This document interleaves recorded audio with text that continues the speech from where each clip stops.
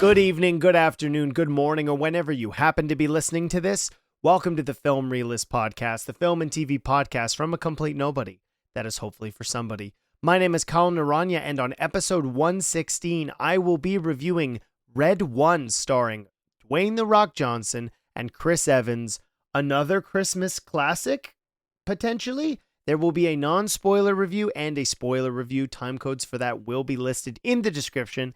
And because I haven't yet talked about Cobra Kai Season 6, and we are now 2/3 the way through, I'm going to give my initial thoughts on where Season 6 has gone so far. But there won't be any spoilers in there, so no need to worry, because we just did get the second batch of 5 episodes this previous weekend. So, let's jump into non-spoiler thoughts of Red One. Are you saying Santa Claus has been kidnapped? Garcia? What the hell? You can't trust this guy. He's on the list. You don't mean... Yes, that list. NL4. Are you telling me this clown is a level 4 naughty lister? A level 4 naughty lister? Red One is directed by Jake Kasdan. You wouldn't be necessarily familiar with his work unless you've seen the Rock Jumanji films. And this is written by Chris Morgan, who has worked on several Fast and Furious films. And as I already stated, stars The Rock and Chris Evans and J.K. Simmons as Santa. I had an interesting experience with this film. Now, if you've been following along on TikTok or Instagram or even YouTube, you would see my reactions to these trailers have not been positive. And for me, the main reason behind that was I unfortunately feel that most film goers at this point and fans of The Rock have started to realize that he makes the same movie kind of over and over. And unfortunately, the enthusiasm and charisma that The Rock clearly still does possess and present on camera is no longer enough to justify a theatrical going experience or even a film going experience for paying customers. You can see this going back to Black Adam, which I would argue was kind of the start of the end of the invincible Rock box office. If you go back and look at all of his other pictures, they were quite successful even with bad critical reception. And Black Adam, which was allegedly going to be a game changer for DC, the memes are all there. It was going to change the hierarchy of power for the DC universe. And I mean, to some degree, it kind of did. It ended it. So I guess we didn't give The Rock credit, but things did change. Was that the start of the end? Probably. But with Red One, what became abundantly clear to me while watching this was, one, the budget was not spent effectively. There has been an expose about the filmmaking and some of the complications with cast members leading into this film, specifically being about The Rock and things he does or does not do with water bottles, which I don't really want to get into here because I just finished my dinner. And unfortunately, you can kind of see that in the way that this film is made. I applaud them for trying to do another modern take on this idea of Santa Claus, and I'm not going to get into all of the specifics because I would classify those as spoilers. But unfortunately, there are some really interesting elements introduced in the film, but for whatever reason, whether that be what had happened behind the scenes, or from a creative standpoint, potentially what was the expectation for what the success was going to be with this movie, I was left really wanting more. There's a substantial amount of good ideas here, but they're not fleshed out. The characters that we are given are quite hollow, and the overall plot is very predictable. I found myself in an empty theater, essentially, being completely aware of what was going to happen next. And it's funny. Chris Pagonis, who is a friend of the show and been on a couple times, talked about, well, this was made for 10-year-olds.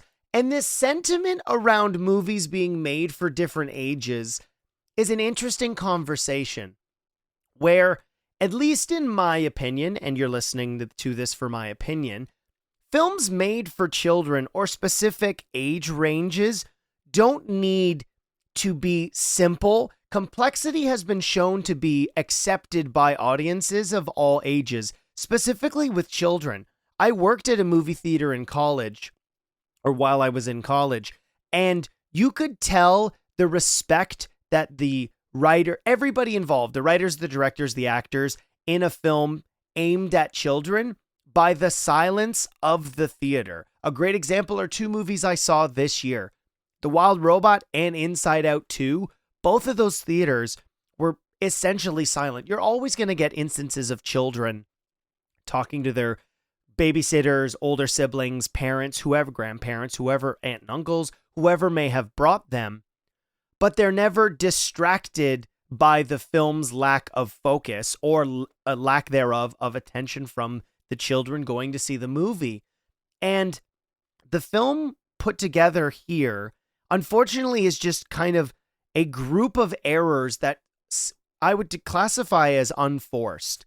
The editing in the action sequences for this film, it's jarring. While watching one of the earlier action sequences for this, I was unfortunately reminded of a popularized poor editing example being Liam Neeson jumping over a fence in Taken 3, or Take 3, and as it was called when I worked at the theater, because of the 3 replacing a vowel, which used to happen all the time. Venom: The Last Dance, you should have done that, and I'm disappointed in you for not doing that.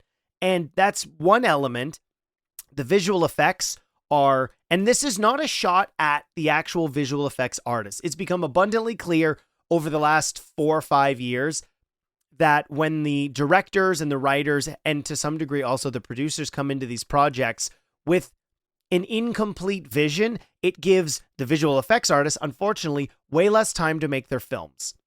And because of that, you usually get less refined, higher quality visual effects. The background replacements in this film are not great.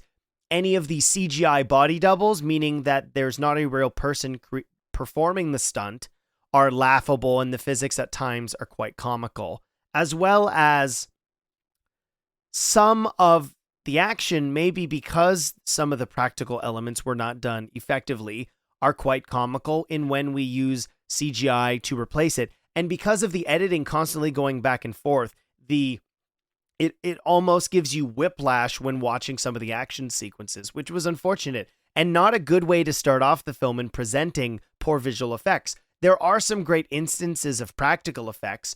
Krampus in the film is a really great practical makeup and bodysuit, played by Christopher Huve. I can't pronounce his name. I'm going to say Huvue, who everyone would know as Tormund from Game of Thrones. And he's a great element of the film, but the ultimate problem comes down to something I was really curious about after this, and I've been thinking about it quite a bit, which is Chris Morgan as a screenwriter. I've liked a substantial amount of his movies. I had to look up specifically which ones he had made, but he worked on Fast and Furious Tokyo Drift, Fast and Furious 4, or Fast and Furious, Fast 5, Fast 6, and Fast 7, and then did work on Fast 8, and then worked on Hobbs and Shaw, and then has been involved as a producer going forward. And I have a hypothesis that I would like other film-going fans to kind of look at his other work and see if you can come to the same conclusion that I've come to, which is, unfortunately, in this film, as an example, the script doesn't give enough of the character development to feel plausible, or the investment in their emotional journeys is kind of hollow. It's very middling in what you expect from them, and the ultimate character resolutions are not necessarily surprising. A lot of this is predictable.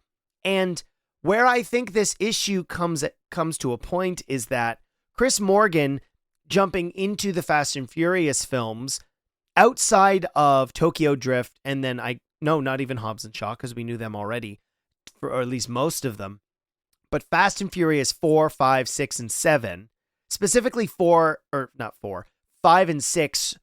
Fast 5 is one of my favorite action movies of all time. And obviously those films are very predictable in what's going on, but what I believe works well is because these are pre-established characters, our investment in them is already heightened because it's a sequel. And obviously Fast 5 was a game changer for that franchise. And the irony is bringing in The Rock, who clearly Dwayne The Rock Johnson, or Dwayne Johnson, however you want to refer to him, keeps bringing in people he likes. And this film suffers from issues you probably could discuss with the Fast and Furious films, but these new characters, The Rock, after Fast and Furious 5, 6, and 7, 8, 9, 10, whatever, how many of them he's been in. I know the last one he technically appeared in was Fast X, and I did review that on the podcast. You can check that one out. That he just winds up playing the same character, and it's unfortunate because that charisma that was so palpable when he entered the Fast and Furious franchise in Fast 5, all of these other projects provide him the same opportunities we've had from him before. And to me, what's frustrating about this instance is that this character, who should almost have this childlike wonder from The Rock, just feels like one of The Rock's other characters in this movie. And the same can be said for Chris Evans' character of, I believe it's Jack O'Malley. I have to look this up. Yeah, Jack O'Malley, who feels like a less interesting version of his character from Knives Out, where obviously we are all familiar with Chris Evans as Captain America, and then, as I already mentioned, Johnny Storm from the Fantastic Four, and then most recently in Deadpool and Wolverine. And this film tries to take what worked about the Knives Out guy, but because it's Chris Evans in a Christmas movie, redemption is required. And I'm not going to talk about that at all, but it is a holiday movie. Most of the people we're going to introduce as the quote-unquote protagonists are going to have some journey of reflection and become a better person at the end. It's a story as old as time, specifically in holiday classics. And this movie's exploration of that is very predictable. And this is one of my issues, where I actually like the setup for what this movie is, but the dialogue is so basic. The characters' interactions feel stilted at times, and my guess is that comes down to the production issues that were hurting this film leading into its production. It cost $200 million. It certainly doesn't look like that. I was discussing with friends after I saw this that the creator cost 80, and I give Gareth, I don't want to get which, I want to say it's Evans. Gareth, which Gareth made that? I want to say it's Evans. No, it's Edwards. I got it wrong. Gareth Edwards had a clear idea in his head of what the movie he wanted to make is. And that Jake Kasdan clearly is somebody that The Rock trusts.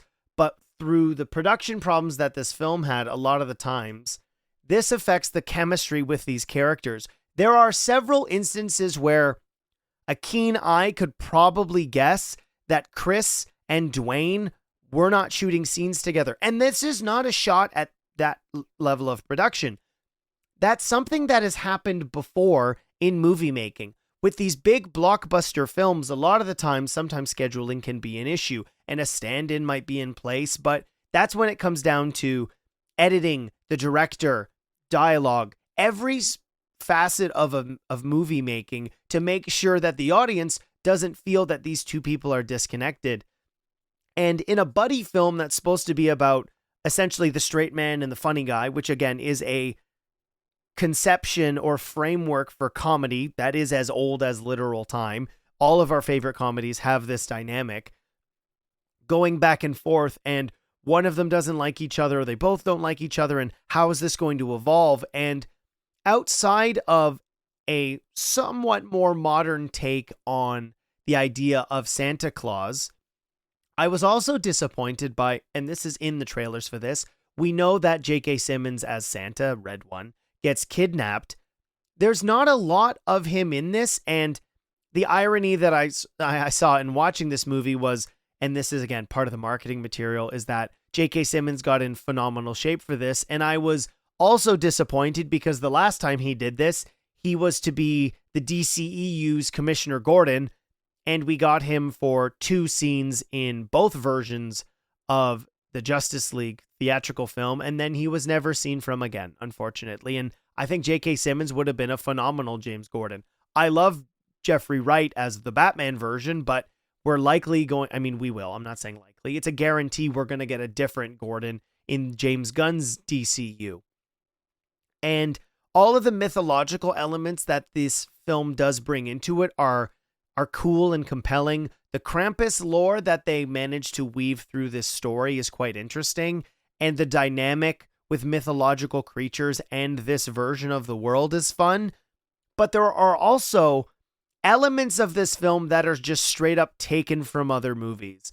There is a device that is referenced in the trailers for this that he uses to warp reality, and that device inherently, outside of it being said it warps reality, just winds up being used to create two specific fight sequences that are just a very popular Marvel character. Now, I won't spoil that. I will discuss that later in spoilers.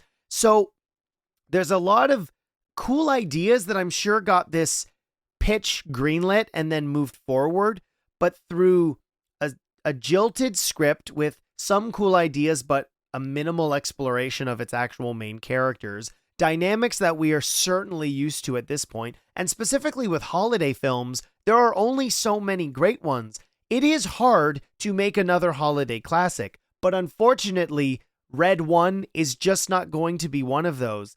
It's a film that, honestly, the fact that it made it to theaters is kind of crazy to me. This feels like it is a holiday sequel to Red Notice, which is not a good thing. So, without spoiling anything else, or I don't believe I did, but I'm going to say I didn't. Let's move into spoilers for Red One. I adjusted it to reality. And does that... No, it doesn't work on everything. No, you can't try it. No, you can't drive. No more questions. Now get in. Okay, we're in full spoilers for Red One. So, obviously, Santa gets kidnapped, and it turns out that he has kidnapped I have to look up this name, Grillia, who is a mythological witch of Iceland. And so she is similar to Krampus, who is from, I believe, German origin, or at least Central Europe, was somebody who would punish children instead of bringing them gifts. In this version, Krampus is Santa's brother, but Grillia, played by Kieran Shipka, is Kiernan, kidnaps Red One, being Santa Claus. And in similar, the irony is I'm listening to the Artemis Fowl books again. Well, I shouldn't say listening again. I'm listening to them for the first time. I had read them all because I discovered that Owen Colfer had made a trilogy of books called The Fowl Twins, but my memory with those books is not as clear, so I wanted the opportunity to refresh before going into those. Long-winded reasoning to say that is because ELF in this version is an acronym: Enforcement, Logistics, and Fortification, so essentially Santa's security. And this world is interesting and compelling. It's much more modernized. We have Mora, which is the mythological oversight, restoration, and authority, which is essentially a unilateral organization throughout the entire country that helps defend the world, its shield for mythological creatures. We do see, what's his name? The Headless Horseman at one point. And outside of that, there are a couple other instances of seeing other mythological beings, but it's kind of surface level exploration. The reason I brought up Artemis Fowl was elf or leprechaun was used as acronyms from that. That's the only reason I brought that up. And that, what's his name? Callum Drift is Dwayne Johnson's character, and he is head of elf. He's the number one elf. And honestly, just give him little pointed tips of the ears. We see a bunch of other little creatures, and I don't know if they're supposed to be actual tiny elves, but we also see some giant things as well as a anthropomorphic polar bear. And Jack O'Malley is responsible for the discovery of where the North Pole is, because Grillia needs Santa's magic to reignite some machine to create these snow globes that will capture people on the naughty list. Part of the lore that I really did like was that Krampus was actually responsible for the creation of the naughty list and had the two lists, which Santa then used to decide who got gifts or not. Even though this dynamic is not really presented, unfortunately, till the end. We don't get to see a flashback. A lot of this is done through tell and not show. Again, unfortunate that that's the case, but The Rock's character in this is The Rock as you've seen him in so many other films. I actually would have appreciated to see more of something like his character from Central Intelligence, who had a little more of a childlike charm, but the character's role in this is that he's lost the ability to see the wonder. He only sees the bad. And there is a really good conversation that St. Nick does, J.K. Simmons has from him, about always looking for the good and every opportunity to be good and seeing the child in everybody. And you know what? As a Santa Claus, J.K. Simmons absolutely crushes it. But as I said in non-spoilers, he's not in the movie very much. Of course, he's kidnapped, but the character outside of that doesn't really have a ton to do. The established relationships are kind of done very quickly, and then we have to have the kidnapping, and then we have the dual pairing of Chris Evans and Dwayne "The Rock" Johnson. And there are several scenes where they're shot at least 6 feet apart in multiple locations, which just led me to believe they probably weren't together when they were shooting this. Allegedly, The Rock was late to set frequently, and film crews are only going to sit around for so long, even though this is a $7 production. And as I'm saying that, it's helping me remember, Warner Brothers is one of the studios responsible for this movie internationally. It played in front of me. Of course, I'm seeing it in Canada. I just want to say, because I'm getting very frustrated by this, that, what is his name? I want to get the right one. His name, David Zaslav, who is responsible for countless projects from Warner Brothers being canned or just not being seen by anybody. I watched Red 1. I would like David Zaslav to personally message me and tell me that Batgirl was worse than this, because it's just not possible. I've seen the other movies that those directors have made. It's not possible. I watched this and I was falling asleep at times. Its simplicity, unfortunately, is its biggest crime. And I'm sure there's going to be people listening to this going, Kyle, it's a holiday film. Like, everything's kind of been done. I don't necessarily disagree with that sentiment, but I will then raise you something like Klaus, which is, I can't believe it now, it's already 7 years old. But that was a phenomenal origin story for the idea of Santa that did a completely unique and fun thing, unlike other things that I had seen. Or even Love Hard, which is a very conventional romantic comedy, but when you have two compelling leads and an interesting dynamic, and as an Asian Canadian, I love the fact that it's about an Asian family celebrating Christmas. That became an every year for my wife. This film is not that. And outside of getting to see the modern take on the mythological elements, particularly being the how they've woven in Grillia, Saint Nick, and Krampus, this established relationship, how this magic works in this world, that's the most interesting part of the movie. There's a great scene where we go to Krampus's German pole. That sounds wrong, but that's where he is now. There's kind of like a, you don't come to where I am, I don't go to where you go. Santa had taken away the naughty list, preventing Krampus from continuing to harm the naughty children. And that scene's kind of Star Wars Cantina-esque, where we get to see a bunch of like creepy creatures, and it's got the slap scene that's used in the trailers. And Christopher, I thought, was a great Krampus. He really has this charm, but he's also kind of a wild card all at the same time, which is fun. But the main crux of the film is the dynamic between Chris Evans and Dwayne "The Rock" Johnson. And when it feels like they're not in the scenes together, it really does hurt that chemistry. And what I found really interesting was they're both supposed to be learning from each other, but as opposed to that being the case, The Rock just kind of, or Callum, just kind of learns from the experience, not necessarily seeing anything from Jack O'Malley that he learns. Now, it's flipped the other way where Callum's like, no, you can be better, you should be better. And then Jack just is better, and he makes some good choices and ultimately builds a better relationship with his son, who he's chosen not to be a part of his life because he believes he is a dirtbag and can only bring harm to his son. But outside of those things, if you've seen a movie, you could probably start to lay the pieces together to how this is going to work. The one reveal I did not see coming was we are not necessarily told who Kiernan Shipka is in the beginning, and I thought potentially maybe she was a jilted daughter of Santa Claus's, but no, of course she winds up being this winter witch. And another thing that was surprising was she does show up as essentially a kaiju at the end, which was super fun. And then you get Krampus showing up on his almost like heavy metal sleigh, which was fun, but he winds up getting hulked. And this is another thing, okay, movies?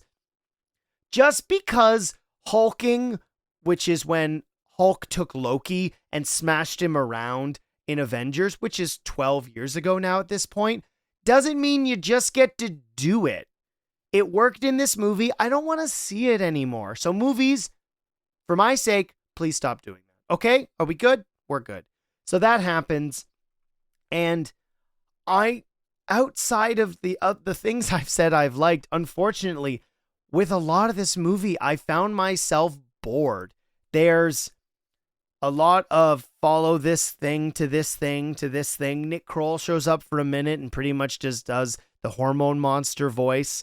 We go to Aruba, and again, it's Aruba. I don't care that these snowmen that attack are supposed to be mythological. Heat still clearly works, and we see that it does. I'm pulling at straws for this. Strings, I'm at a wit's end with this.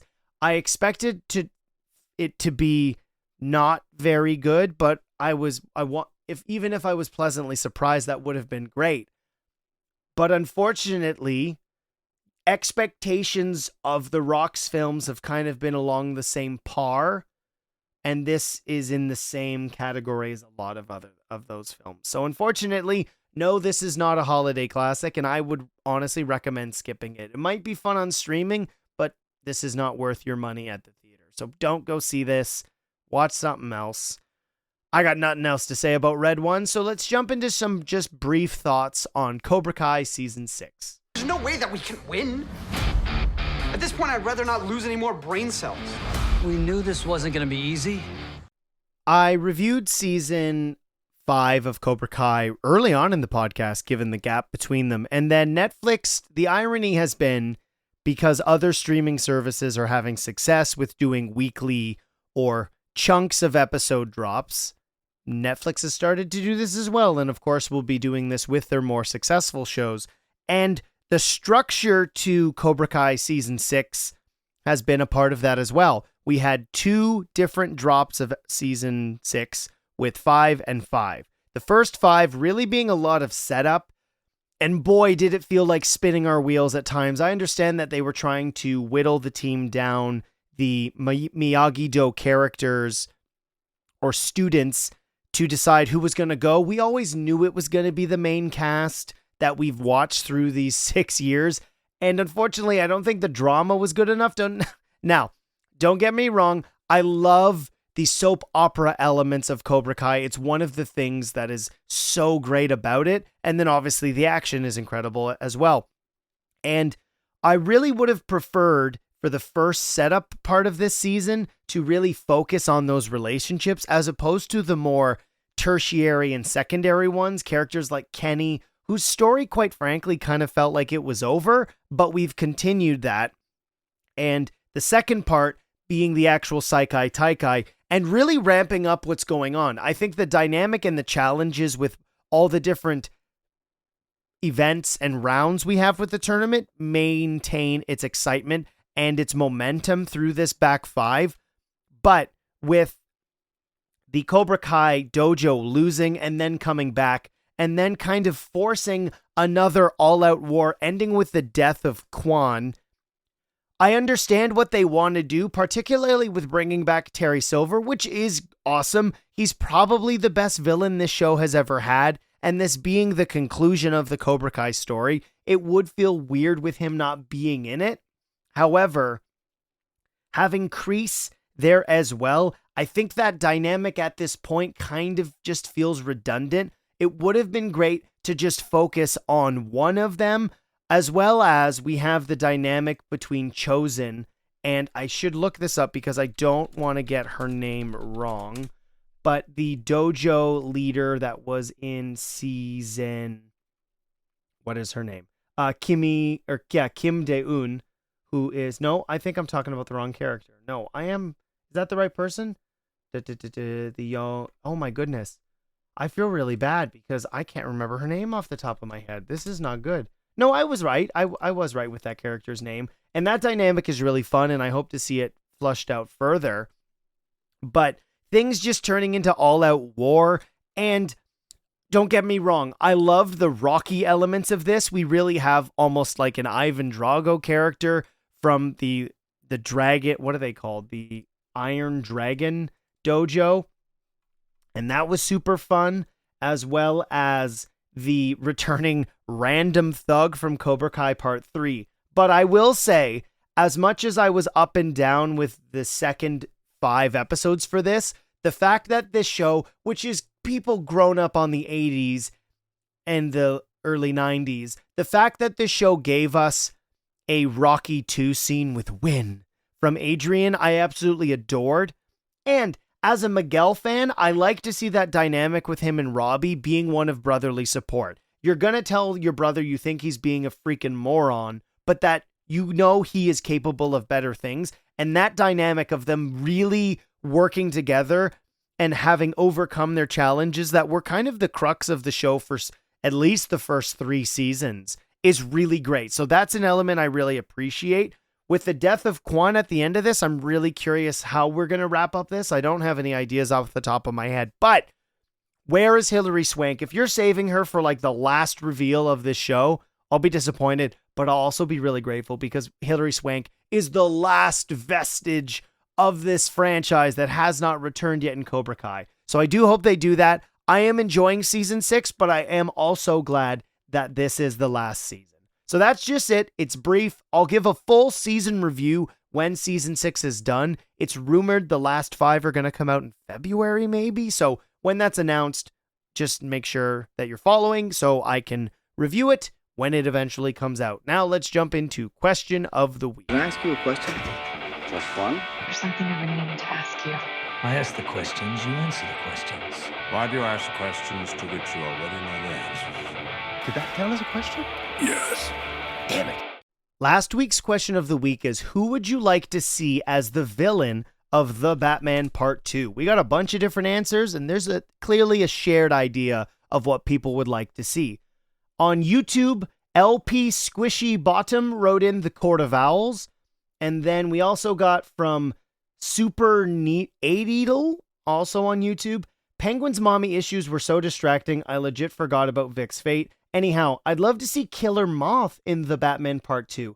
I'm completely serious. His whole deal works thematically with how Batman villains seem very reactive to the titular character's presence. Great pod. Oh, thanks so much. You know what? Killer Moth as a character is somebody that I think could be really interesting, so I like that comment.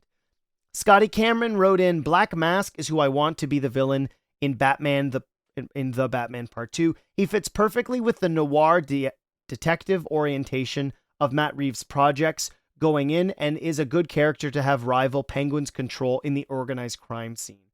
Villains like Deadshot, Deathstroke, and Bane could be used as muscle for crime lords to fight Batman.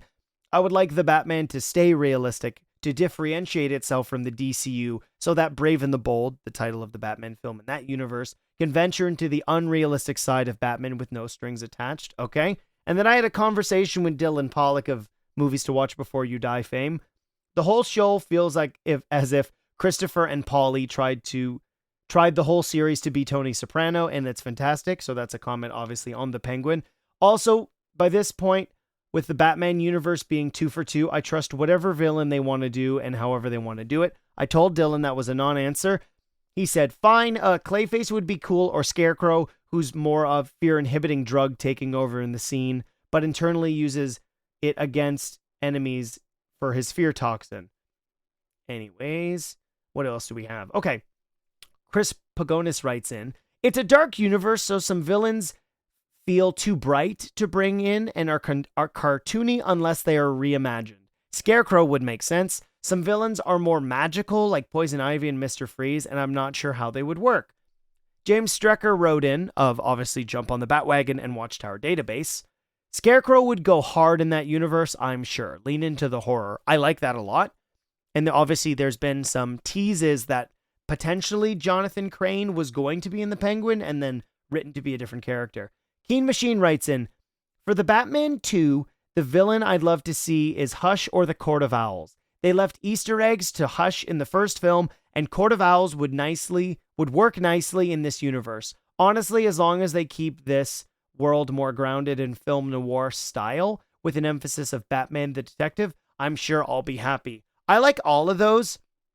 My only issue with the Court of Owls is there is a lot to condense into a film. Now, it was tried with Batman versus Robin, which was an installment in the DC animated movie universe, but I do like the idea of Court of Owls. Hush is a character that's really difficult to do just because of his introduction and really writing it in a way where the red herring isn't so objectively obvious. But as somebody who loves that comic book, I don't know, we'll see. Maybe, maybe not. This week's question of the week is, what is your favorite Dwayne Johnson film?